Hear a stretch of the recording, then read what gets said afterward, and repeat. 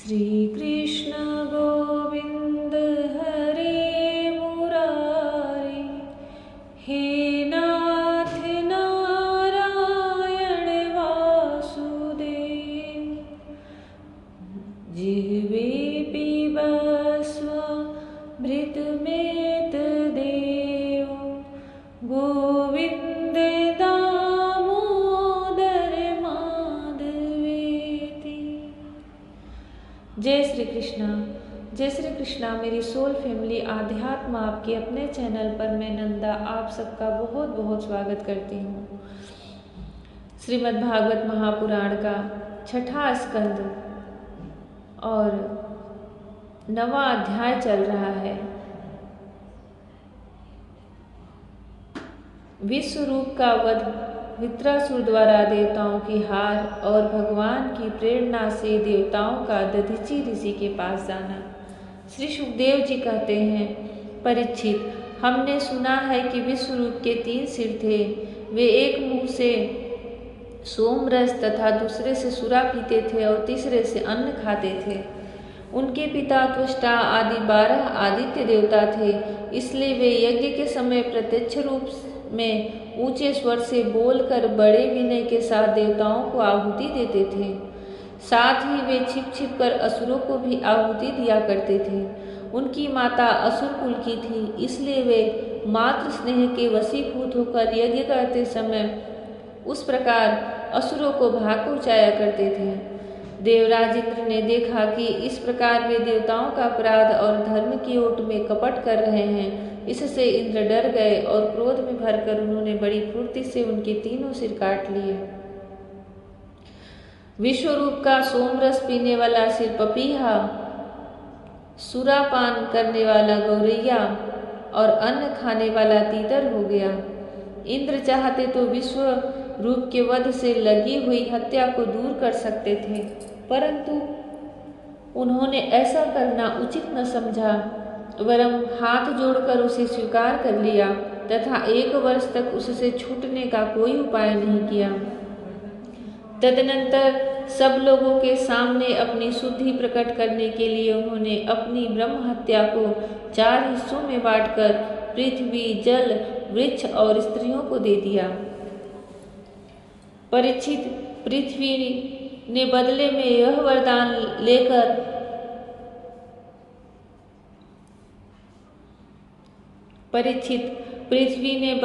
यह वरदान लेकर कि जहाँ कहीं गड्ढा होगा वह समय पर अपने आप भर जाएगा, इंद्र की ब्रह्म हत्या का 4थांश स्वीकार कर लिया।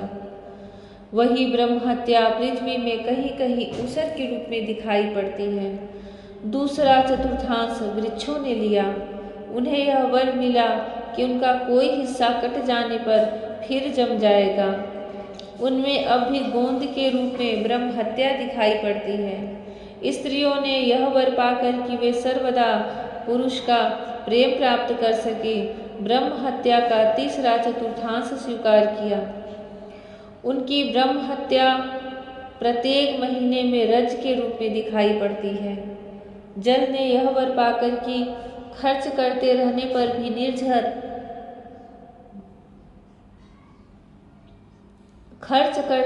पर भी निर्झर आदि के रूप में तुम्हारी बढ़ती ही होती रहेगी, ब्रह्म हत्या का 4/4 स्वीकार किया।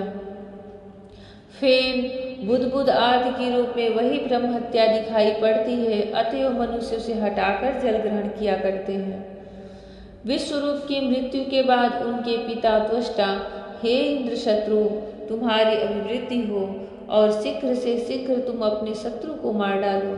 इस मंत्र से इंद्र का शत्रु उत्पन्न करने के लिए हवन करने लगे। यज्ञ समाप्त होने पर अनवाहार्य पचन नामक अग्नि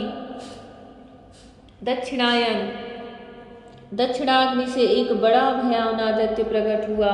वह ऐसा जान पड़ता था मानो लोगों का नाश करने के लिए प्रलयकालीन विकराल काल ही प्रकट हुआ हो। परीक्षित, वह प्रतिदिन अपने शरीर के सब ओर से बाढ़ के बराबर बढ़ जाया करता था। वह जले हुए पहाड़ के समान काला और बड़े डील डौल का था।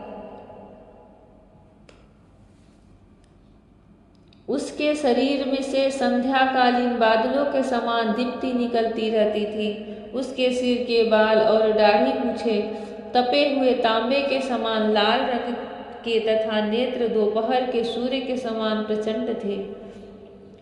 चमकते हुए तीन नोकों वाले त्रिशूल को लेकर जब वह नाचने, चिल्लाने और कूदने लगता था, उस समय पृथ्वी कांप उठती थी और ऐसा जान पड़ता था कि उस त्रिशूल पर उसने अंतरिक्ष को उठा रखा है।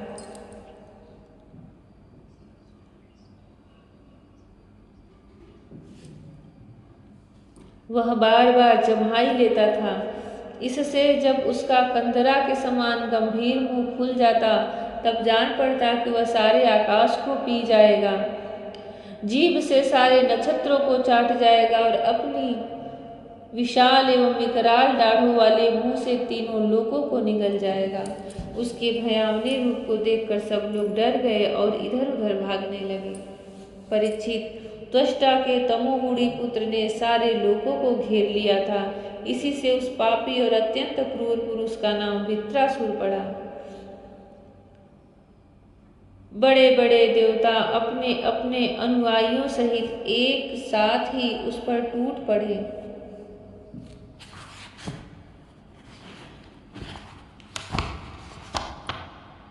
तथा अपने अपने दिव्य अस्त्र शस्त्रों से प्रहार करने लगे।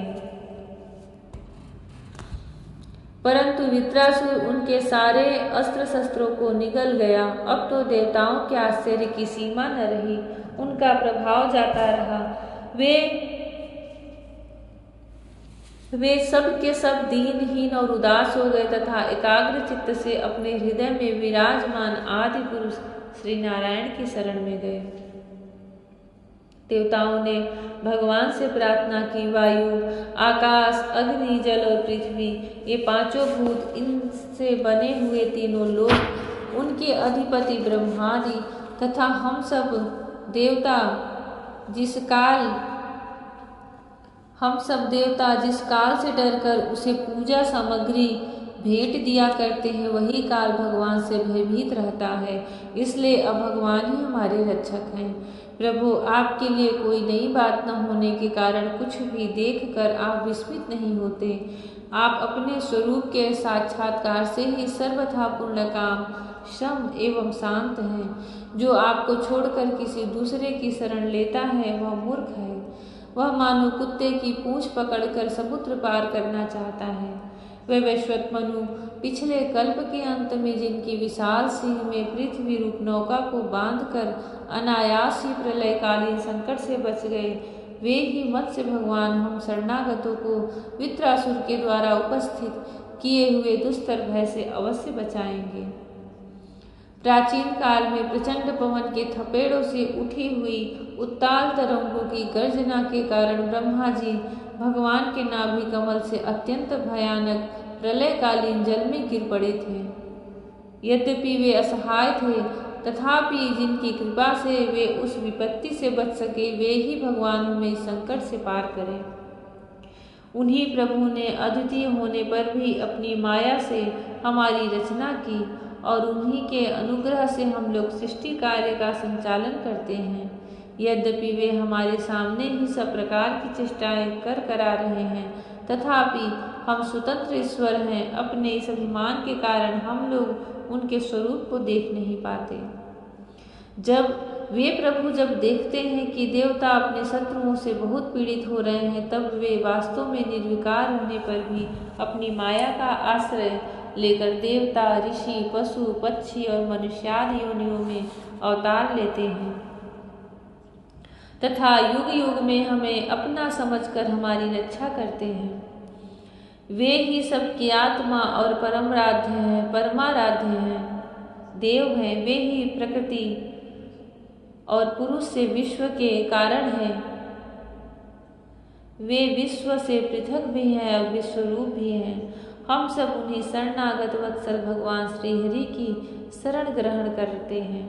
उदार शिरोमणि भगवान श्री हरि की शरण ग्रहण करते हैं। उदार शिरोमणि प्रभु अवश्य ही अपने निज जन हम देवताओं का कल्याण करेंगे।